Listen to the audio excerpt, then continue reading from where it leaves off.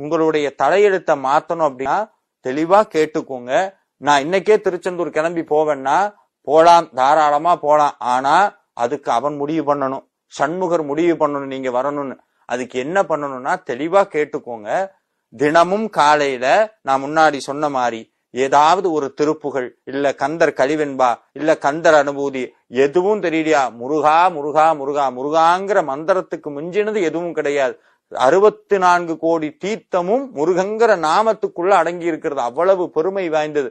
முருகா நீ எனக்கு கனவுல உத்தரவு கொடுக்கணும், நான் உன்னுடைய கோயிலுக்கு வரணும்னு வேண்டுனீங்கன்னா முருகப்பெருமான் உங்கள் கனவிலே திருச்செந்தூர் வருவதற்கு உத்தரவிடுவார். எப்படி உத்தரவிடுவார்னா, மயிலாக காட்சி தரலாம், இல்ல வள்ளிமலை சுவாமிகளுக்கு வந்த மாதிரி கனவுல முருகப்பெருமானே திருச்செந்தூர் வான்னு கூப்பிடலாம். இந்த மாதிரி ஏதாவது ஒரு சமிக்ஞை மூலமாக உங்களுக்கு திருச்செந்தூர் வருவதற்கு உத்தரவு வர வேண்டும். அப்படி வரணும்னா நீங்க மனசை பக்குவப்படுத்தணும். பக்குவப்படுத்தி திருப்புகள் பாடினால் முருகப்பெருமான் கனவிலே வருவார். வந்த அடுத்த நொடி திருச்செந்தூர் போங்க, 4 கிணத்துல முங்கி எழுங்க, கடல் தீர்த்தத்துல முங்கி எழுங்க, சண்முகர்கிட்ட போங்க. முருகா உன்னை விட்டா வேறு யாரும் எனக்கு இல்லைன்னு அவருடைய பாதத்தை